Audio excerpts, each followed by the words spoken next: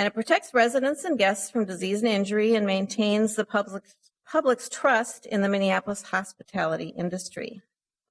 Health inspectors perform over 8,000 inspections a year of over 5,000 facilities. We have seen a 20% increase since 2012. The next area is environmental services, where we protect the environment and public health from pollution through 2 state-delegated well programs, 1 federally mandated stormwater program, 9 local environmental permits. As I read this list, I thought the 12 days of Christmas or something, and maybe I should try and come up with 12, but there aren't. And immediately responding to spills and citizen concerns. We've been a leader in this area with one of the most comprehensive air quality studies of a major city in the country, managing the Midwest's first energy disclosure policy, and our partnership programs with local businesses to improve neighborhood environmental quality. We conduct 9,000 inspections annually, which is an increase of 300% since 2010. Really a reflection of some of the development and growth that we're seeing in the city. Third to the last is seniors. We have 2 programs in the area of seniors. One is to operate the UCare Skyway Senior Center, and I'll be talking about that more at the end of my presentation. And the other area is a contract with the Minnesota Visiting Nurse Agency to provide home care services for people, low-income seniors who lack medical reimbursement. Next is emergency preparedness and infectious disease. The department is one of the city's 4 emergency response departments. Since 2001, the program has been funded almost exclusively by federal funds. Those federal funds have decreased 57% in the last 10 years. So it's an area of concern.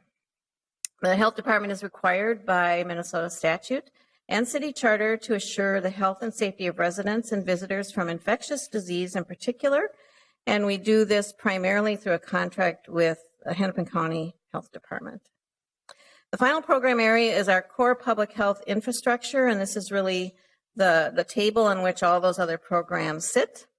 As a local public health entity operating under a community health board, which is the city council, the department is mandated by the state statute to provide directly or contract for essential public health services, which include having a governance structure, a periodically and perhaps ongoing assessment of community health need, setting health priorities, meeting state reporting requirements, engaging the community, advocating for policy change, fostering healthy environments, ensuring that our staffing reflects the diversity of Minneapolis. And in Minneapolis, it also includes grant writing to address priority health needs.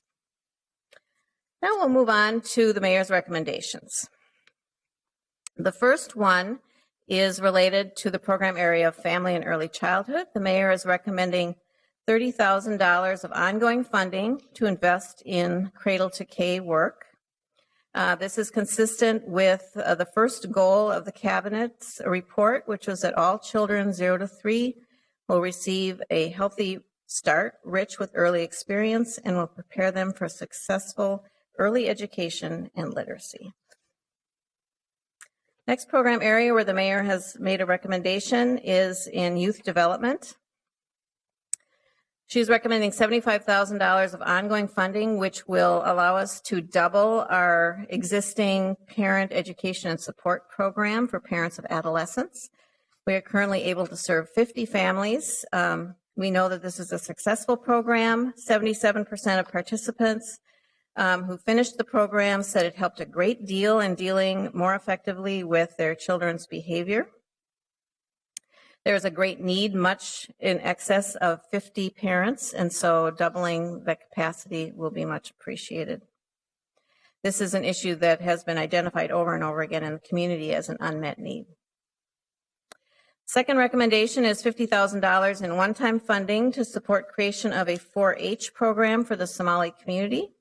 The University of Minnesota 4-H program does have 2, I believe, other programs outside of Minneapolis that are focused on serving the Somali youth. And so this money that the mayor is recommending will help bring into Minneapolis that program. Participants in similar programs have graduated on time and enrolled in post-secondary education, so it has proven to have an impact. Next area of the mayor's recommendation is in youth violence prevention. She is recommending $25,000 in one-time funding, and while this may sound like a little amount, we hope that it'll lead to great success. We've been working for several years with Hennepin County Medical Center to get a program started where they will work with young people who come in because they've been injured violently and intervene using a best practice approach to address retaliatory violence, to get them connected to community-based services, to discuss with them the potential effects of trauma.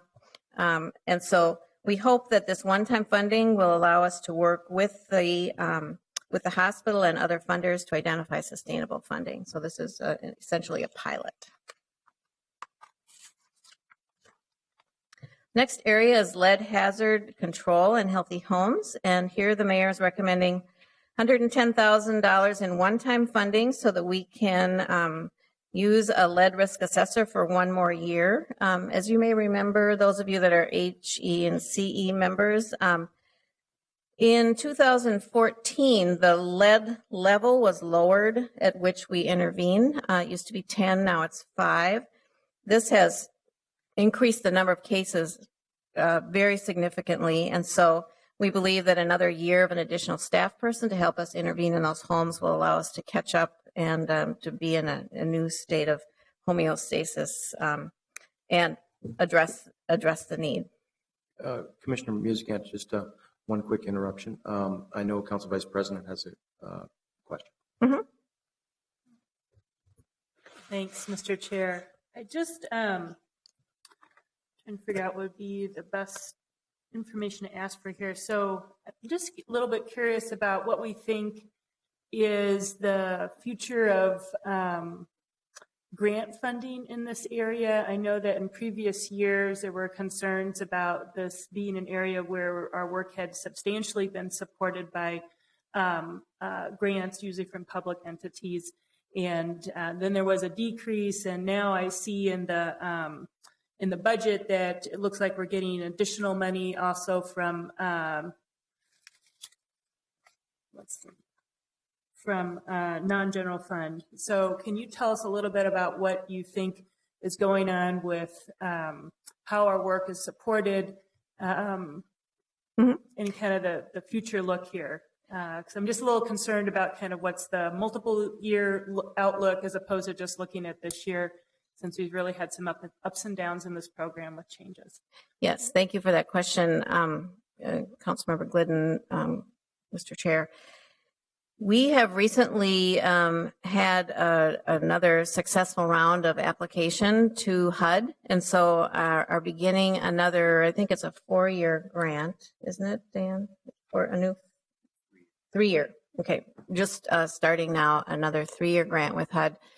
So we have over 10 years of history of either personally or receiving directly funding from HUD or working collaboratively with Hennepin County to get HUD dollars into the city to address lead. You are correct in raising the concern of how much longer can we be so lucky. The focus is moving from lead specifically to healthy homes. We have done a fair amount of work to be ready for that, not only in the work that we are doing. The most recent grant we have includes some funding for healthy homes in addition to lead. So when we go into some homes, we're able to look at other issues and remediate. But we have also been attentive to changes at the federal level where they want us to have systems in place that coordinate folks who are going into homes across many different concerns so that families don't feel like they have to know specialized helpers. They can raise their issues, or issues about a home can be raised by housing inspectors who see poorly maintained paint. And so think, well, this is an old house with poorly maintained paint. Maybe someone should come in and look at the lead issues that might be present here. So we're doing all that we can to be prepared for this shift in thinking, but you're right in that I don't have a crystal ball about what the federal government can do, and they have been a primary funder of this work. So this might be just a question for just some follow-up then. I'd like to see what might be more of a multiple year outlook, especially with the comparison of the non-general fund and the general fund dollars. So we're kind of having a better way to keep our eye on that. And then clearly I know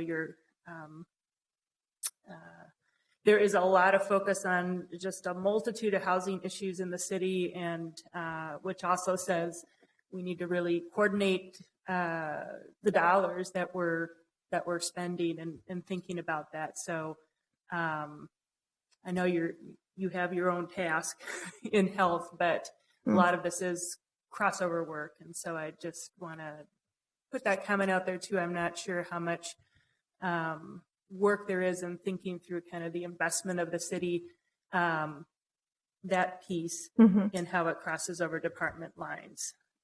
And our system may not help you very much in thinking about that, but just by way you're asked to present your budget. But. Yeah. Thank you, Mr. Chair. Councilmember Glidden, your suggestions are in line with our thinking. We'll need to do some preparation to respond fully to your request, but we have been working across the enterprise with others that are in homes to try and maximize the work that others are doing to identify lead, to try and get ourselves out of needing to use children as our identifiers of lead hazards, and being able to look at housing itself and not wait for some child to have too high a lead level. And we're also looking at our data so that we can begin to say, here are the houses we've actually fixed and made lead safe. And so we can start to see maybe in neighborhoods where there are areas that are, or even blocks that are healthier to go to than others. So yes, we will cogitate on that request, and we'll get some further information to you. Thank you. I think we finished. Thank you. I just wanted to tie into that. I think that was a great comment, because as we're looking forward, we're having a general fund investment, and we're relying on a lot of outside funding to provide these kind of services. And should that fail, what would be the budget impact in out years about maintaining those staffing levels to provide those services? In the FTEs, additional, you have noted in this area as one additional person. What's the role of that additional staff? It's Mr. Chair, it's one of our lead risk assessors. So it just makes our team larger so that we can do more cases. Just actually goes in and looks at these to assess the risk of individual sites. It's not an administrative position. No, it goes in and not only looks, but then works with the family to figure out, okay, what resources are there for us to maybe replace your windows so that that risk can go away. Okay, thank you. Not seeing any other questions. Okay.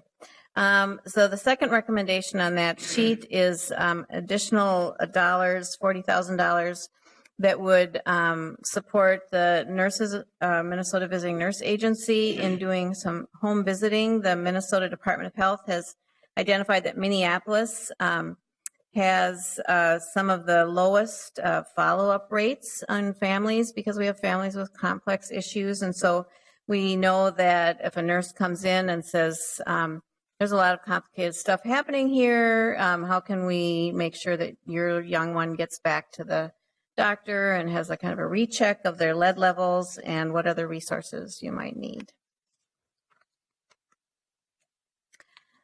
The next program area is food, lodging, and pools, and there are two recommendations. The first is $75,000 in ongoing funding.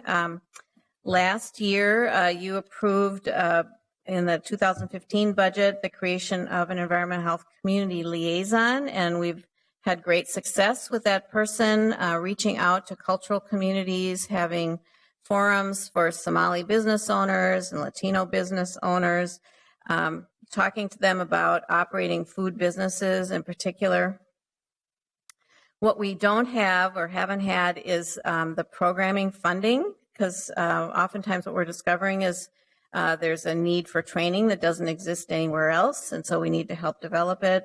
We need some materials, or many of these communities have an oral tradition of communication, and so we need to develop short YouTube videos for trainings, and so that this will allow us to have the material support for that person. The other recommendation is $60,000 in ongoing funding for a community service representative position.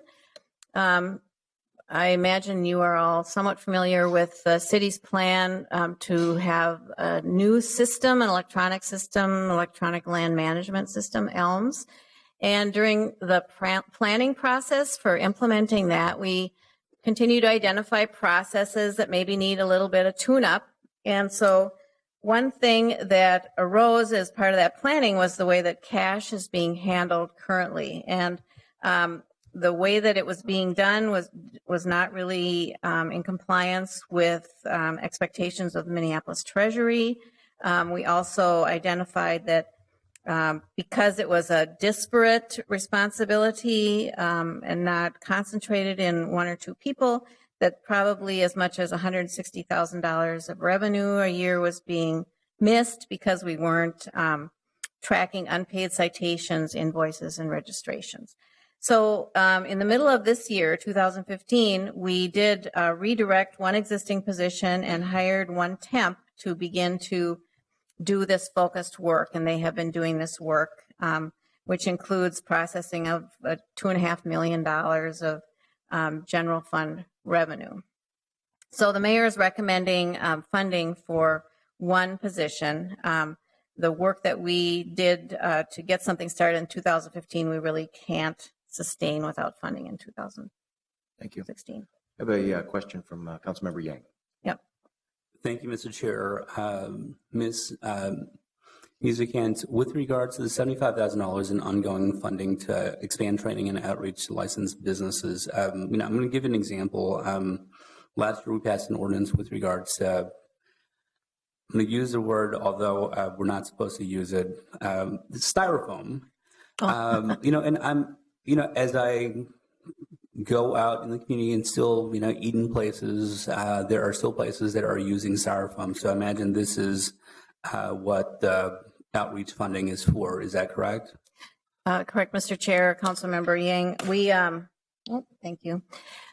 We had a fair that where we pulled together vendors of some of the alternative products, and we had a lot of interest and participation from the restaurant industry before implementation of that ordinance. But this first year is also a year where we're just looking and advising and coaching. And so, yes, we'll have ongoing work knowing that not everyone was ready to come to that fair at the beginning. And so this will be part of that work as well. And when is the, drop dead deadline for people to comply with that specific ordinance? Do you remember? Mr. Chair, Councilmember Yang, if my memory is correct, it will be Earth Day, 2016, which is in April, I believe.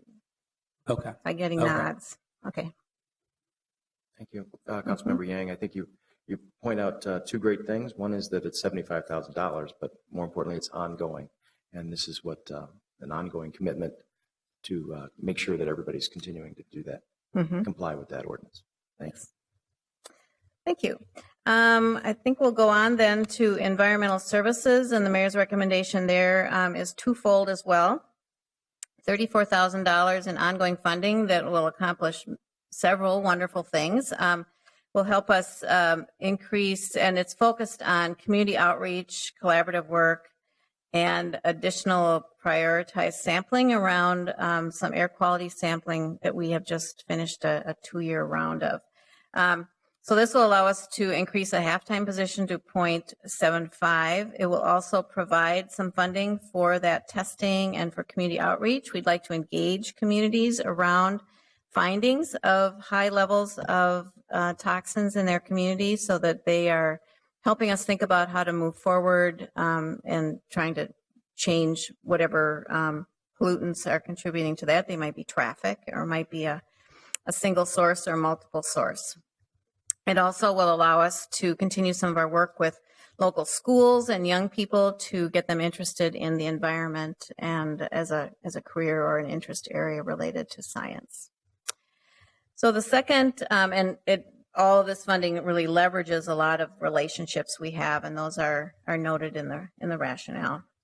The second recommendation is for ongoing funding for $75,000 to continue our Green Business Matching Grant Program. This also leverages both the goodwill of small businesses as well as the time and resources of businesses and community-based organizations. We've been able in 2015 to reduce the pollutants, the volatile organic compounds and other hazardous pollutions by 25,000 pounds a year, which is just kind of a crazy number to me. If I try and imagine 25,000 pounds of stuff floating in the air that's no longer there. And this has been done in a win-win way. So by putting up this small amount of money, we're able to leverage it 1 to 3 or 2 to 3 in these cases. And I can tell you great stories about this, but in the interest of time, unless you ask me, I will move on. There is excuse me. There is on page Commissioner 150. Muscat, I'm sorry to interrupt. Oh, but, it's related to you this. provided an opportunity, so Councilman Okay. Yang is there for you. All right. To speak on this $34,000 in ongoing funding with regards to air quality and those sorts of things. And, I just want to say, we have a certain company within Ward 5 that, has engaged in maybe some of these things. What's really odd to me is that sometimes what happens is that the constituents in Ward 5 or in Ward 4 even tend to get alerted by a certain constituent that is really just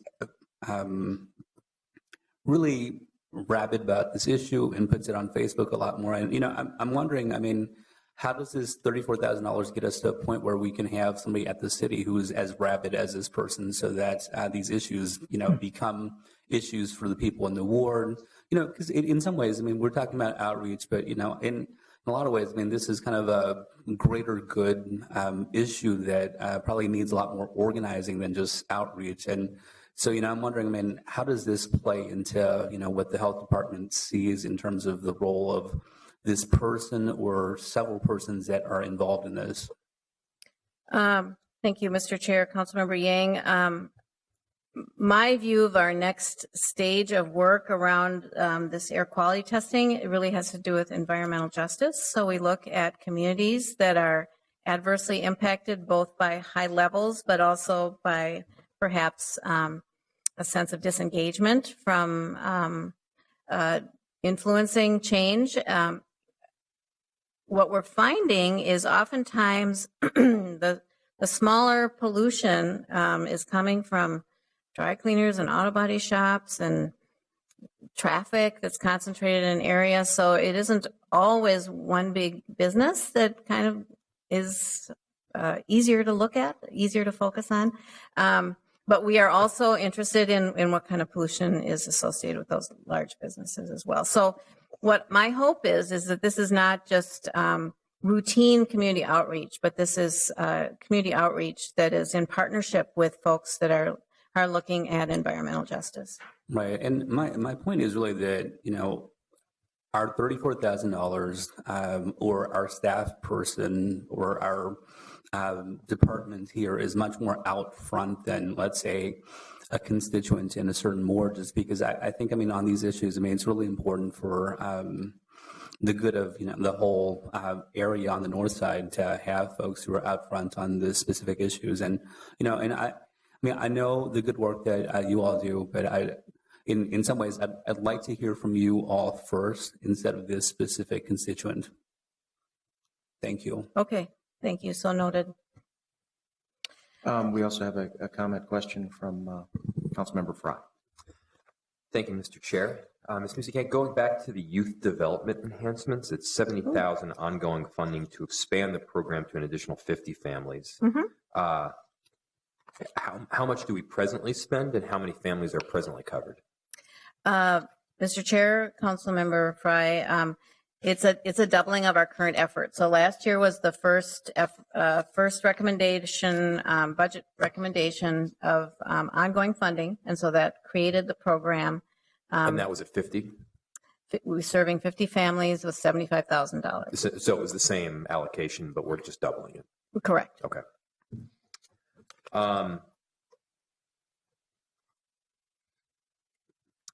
That's my only question. Thank you. Okay. Council Vice President Glidden. This is actually a follow-up on the program Councilmember Fry just asked about on youth development. So I was curious who were other funders of this program Yeah, or that's what- potential That's what I funders. was going to ask. Is this a city-only funded program? And if so, I'm kind of just wondering, what's really the long-term future of this, in other words? Because often we don't fund on an ongoing basis programs like this. We help pilot them. We help give them their start. I mean, those have been sort of the traditional ways that we have participated as the city.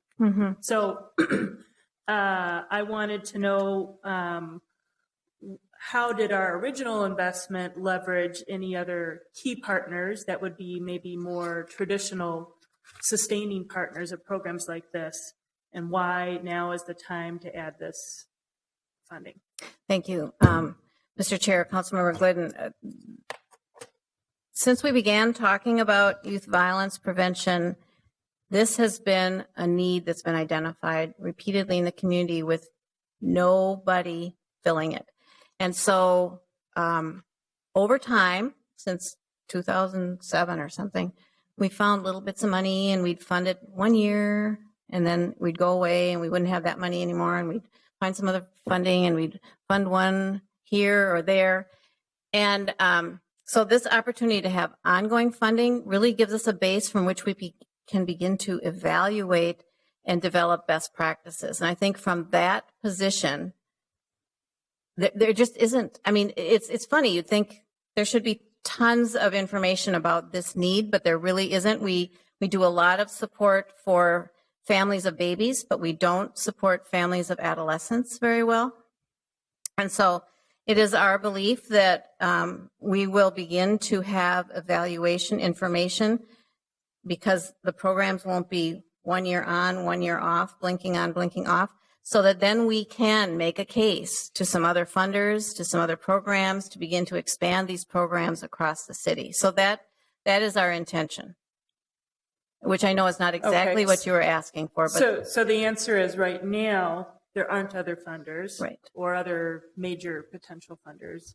You never know what comes up, I know, but sounds like there's not another major potential funder, and that you're looking for what's the way to attract them through showing there's a track record of success or improvement or such. And I guess kind of two things come to mind on this then. I do think this is a shift in direction for the city, and you know, if that is what you think is important for us to do, I just think we need to be kind of intentional about our strategies changing. And then my other question is then, if this is how we want to make some investment in an area that we think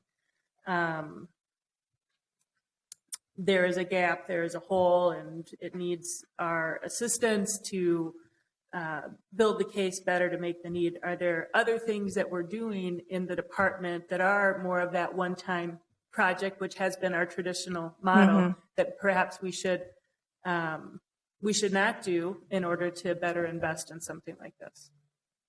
So. yeah, Mr. Chair, Councilmember Glidden, I one thing I hear in what you're saying is, are we starting something that's going to last forever here? Because it does say ongoing. To me, it's helpful to have some reliability for some period of time. I don't envision us doing this forever. So that's something we might want to think about. You know, should this be like a 4 or 5 year investment, and then let's get it going somewhere else? We have had conversations over the years with the university about doing research on this kind of work, but because there wasn't anything to evaluate that was ongoing, it was hard to get them interested as well. So, yeah, I don't envision this to be a new thing that we will do forever, but the notion of ongoing funding makes it look like that might be our case. So again, then my follow-up to that is I think an expectation for the department is putting some definition on what this might look like. If we're looking at it as a multiple year effort with certain goals, which is, again, to kind of, better lay a foundation for making a case of the importance of this type of investment, and then seeking other longer-term ongoing funders, or a way that others who more traditionally do this work are attracted to including it in their body of work, then I think what we need is some work from the department to lay out, you know, is this a 3-year plan? Is this a 5-year plan? So that we have an expectation, and it's not just every year, then through the budget process that we're asking about this, and it's at that point in time, then, so there's just a little bit more planful approach. And I know that may be sort of where you were going anyway, as you've been kind of describing this change in direction, but that's something I think would be important to us to kind of look at what is the multiple year future through the budgeting process. terrific. Thank you for that suggestion. Councilmember Frye, you still? Thank you, Mr. Chair. Just briefly, I share Councilmember Glidden's sentiment entirely. And it mentions a contract with a community-based organization. I don't recall hearing, but do we have that community-based organization selected at this point? Councilmember Frye, Mr. Chair, the one that we're currently using